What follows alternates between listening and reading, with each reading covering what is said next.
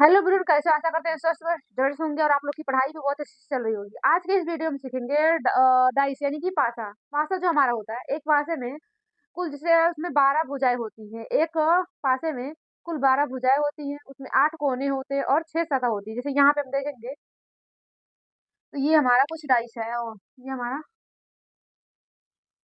पासा है। पासा यानी कि लूडो की गिट्टी, जैसे उसमें हमारे 1 से लेके 6 तक गिनती अंकित होती है, जो हमारा पासा होता है। जैसे इसमें हमारा 12 भुजाएं होती हैं।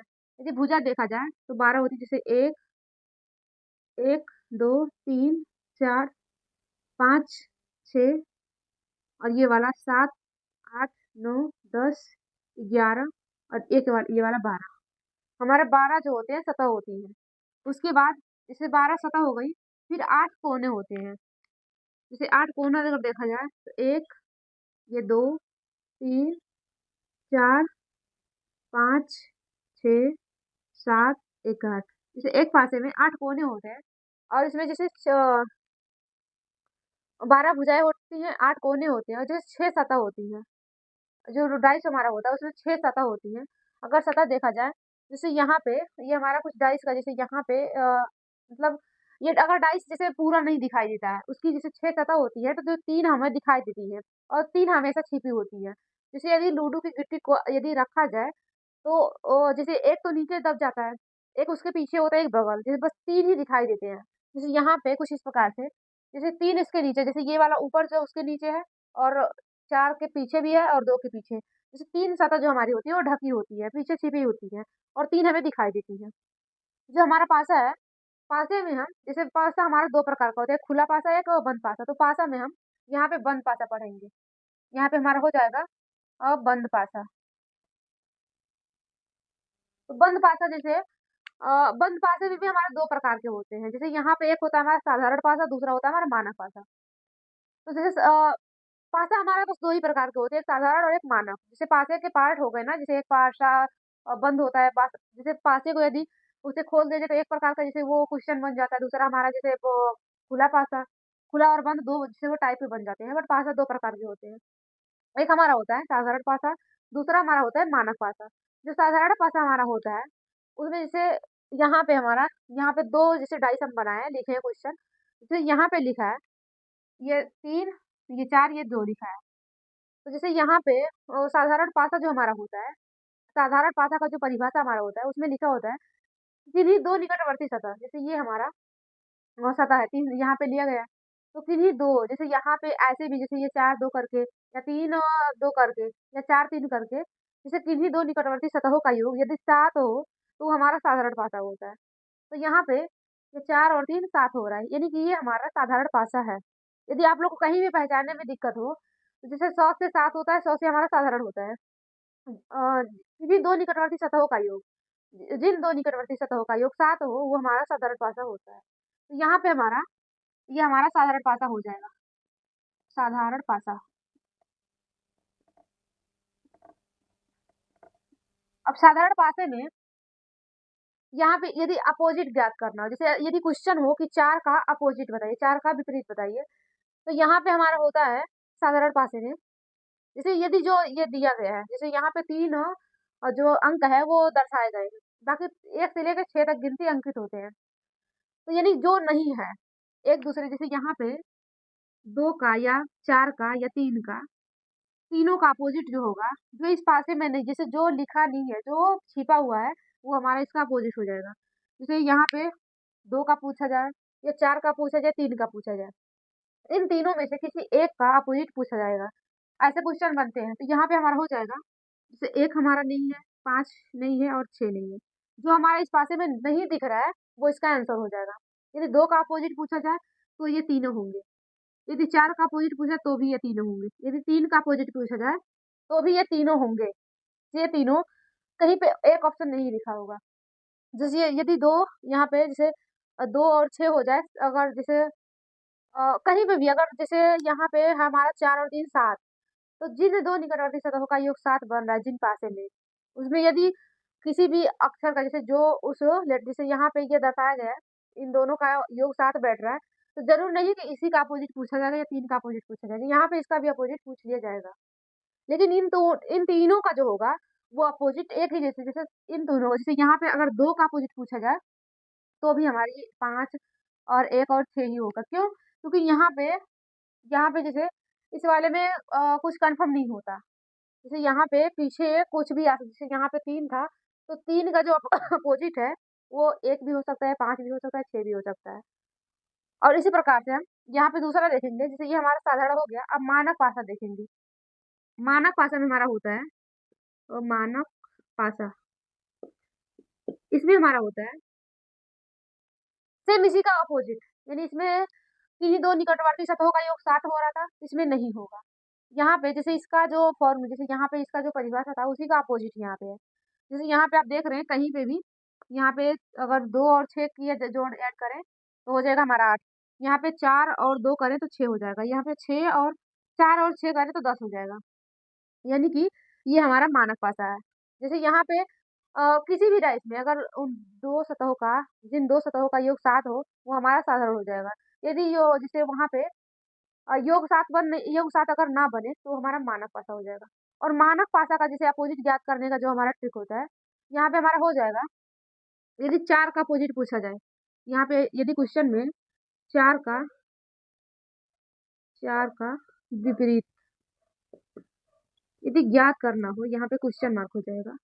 यदि 4 का विपरीत ज्ञात करना है, तो यहाँ पे हमारा हो जाएगा, जैसे जिन दो अंकों का योग 7 हो रहा है, वो एक-दूसरे का अपोजिट होते हैं। तो यहाँ पे 3 और 4 है, तो 4 और 3 ये तो 4 और 3 ये हमारा 7 हो जाएगा। जिन 2 अंकों का योग 7 हो, वो एक-दूसरे के अपोजिट होते हैं। तो यहाँ पे यानी कि 4 का अपोजिट 3 हो गया और 3 का अपोजिट 4 हो गया। इसी प्रकार से यदि 2 को देखा जाए, तो यहाँ पे 2 में यदि हम 5 जोड़ दें, तो 7 हो जाएगा। यानी कि 2 का अपोजिट जो हमारा होता है, वो 5 होता है और 5 का अपोजिट 2 होता है। इसी प्रकार से यदि 6 का देखें, तो 6 का अपोजिट हमारा 1 हो जाएगा और 1 का अपोजिट जो होगा, वो 6 हो जाएगा। इस प्रकार से ये हमारे हो जाते हैं। अब इसमें यदि क्वेश्चन देखा जाए, एक चीज़ और होता है, जैसे आप लोग नोट कर सकते हैं, इसमें हमारा होता है और जैसे ये जो डाइस होते हैं, डाइस में कहीं पे आप देखे होंगे कि जैसे सिंबल से दर्शाया जाता है प्रतीक जो हमारे होते हैं।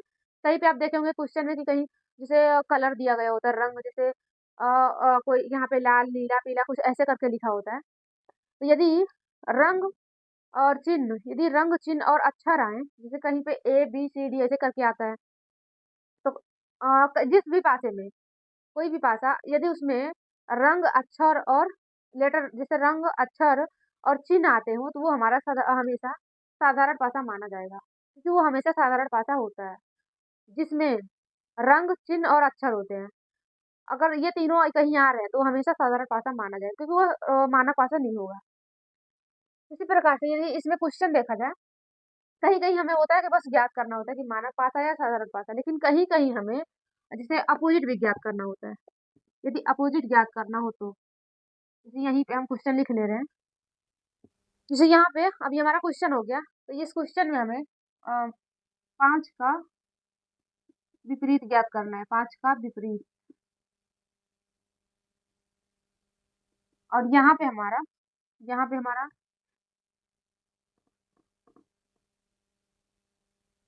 6 का विपरीत, 6 का विपरीत ज्ञात करना है। और यहाँ पे जैसे हमारा 7 लिखे थे, तो 7 नहीं होता है डाइस में हमारा। यहाँ पे हमारा हो जाएगा 2, यहाँ पे हमारा 3 हो जाएगा। तो इस प्रकार से ये हमारा क्वेश्चन हो गया और जैसे यहाँ पे पहला क्वेश्चन हो गया, यहाँ पे दूसरा। कहीं-कहीं आप देखते होंगे क्वेश्चन में कि हमें जैसे अपोजिट ज्ञात करना होता है। कहीं-कहीं बस यही लिखा होता है कि पासा पहचानिए, कौन-सा मानक पासा है, कौन-सा साधारण पासा है, उसमें बस जो पासे होते हैं उसी की पहचान करनी होती है। तो आप लोग पहचान तो कर लेंगे, उसके बाद जैसे कहीं-कहीं जैसे यहाँ पे जैसे हम बस अंक लिए हैं, कहीं पे जैसे अक्षर भी होते हैं और रंग भी होते हैं, तो सेम इस प्रकार से होंगे जिस प्रकार से ये अंक वाले होंगे। जैसे यहाँ पे हमें अपोजिट ज्ञात करना है। तो जैसे यहाँ पे हम देखेंगे 2 हमारा डाइस जैसे ये हमारा फर्स्ट वाला है और ये हमारा सेकंड वाला है, ये 2 डाइस हैं। तो इन दोनों डाइस में जो कॉमन होगा, जो दोनों डाइस में कॉमन होगा, जैसे यहाँ से हमारा ऊपर वाला ये क्वेश्चन पहला है, यहाँ पे नीचे दूसरा है। इन दोनों में जैसे जो हमारा कॉमन होगा, यहाँ पे 3 दोनों में आ रहा है। यहाँ पे 3 हमारा कॉमन होगा, यहाँ पे हम लिखेंगे 3। 3 के बाद जैसे यहाँ पे 3 के बाद अब इसे हम जैसे क्लॉकवाइज चलेंगे, जैसे यहाँ से ये हमारा जैसे यहाँ से इस प्रकार से अगर चले तो ये हमारा क्लॉकवाइज होता है। इधर से अगर जाएँ और यदि यहीं पे अगर कुछ इस प्रकार से हम जाएँ, यदि यहाँ इधर से जैसे इस प्रकार से अगर घूमते हैं तो हमारा क्लॉकवाइज होता है, क्योंकि जो हमारा घड़ी होता है, जैसे यहाँ पे हमारा 12 होता है, 12 से वो ऐसे चलना स्टार्ट करती है, फिर ऐसे जाती है। यदि हम इस प्रकार से चलें, ये हमारा 12 हो गया, इस प्रकार से जाएँ, ये हमारा एंटी क्लॉकवाइज हो जाएगा और ये हमारा क्लॉकवाइज। तो आप लोग एक चीज़ ध्यान रखिएगा, जिस भी दिशा में जैसे यहाँ से हम 3 के बाद यदि 4 पे जा रहे हैं, तो यहाँ पे भी हमें 3 के बाद इस प्रकार से चलना होगा। तो यहाँ पे 3 के बाद हमारा 4 आया, यहाँ पे 4 के बाद हमारा 2 है, तो इस प्रकार से हम लिख लेंगे। उसके बाद इस वाले में 3 लिखेंगे, 3 के बाद हमारा 5 है तो 5 लिखेंगे, 5 के बाद हमारा 1 है, तो यहाँ पे हम 1 लिखेंगे। अब इस प्रकार से हमारा हो गया ये। अब यहाँ पे ये जो एक-दूसरे के अपोज़िट लिखे हैं, जो लिखे हैं एक-दूसरे के अपोज़िट लिखे हैं और यहाँ पे जो 3-3 दोनों में आ रहा है, यानी कि इसका ये होगा कि जैसे जो लेटर नहीं जो अंक इसमें नहीं है, वो इसका अपोज़िट हो जाएगा 3। यहाँ पे 3 को हटा के यहाँ पे हम 6 लिख लेंगे, क्योंकि यहाँ पे मतलब वो 6 ही गायब था और क्वेश्चन हमारा है कि 5 का अपोज़िट बताइए, यानी कि 5 का विपरीत ज्ञात करिए। तो 5 का अपोज़िट हमारा 4 हो जाएगा। इसका आंसर जो हमारा हो जाएगा 4 हो जाएगा, इस वाले क्वेश्चन का आंसर। इसी प्रकार से हम यहाँ पे ये वाला क्वेश्चन सॉल्व करेंगे। जैसे ये हमारा क्वेश्चन है, तो यहाँ पे हमारा लिखा है 6 का अपोज़िट ज्ञात करना है।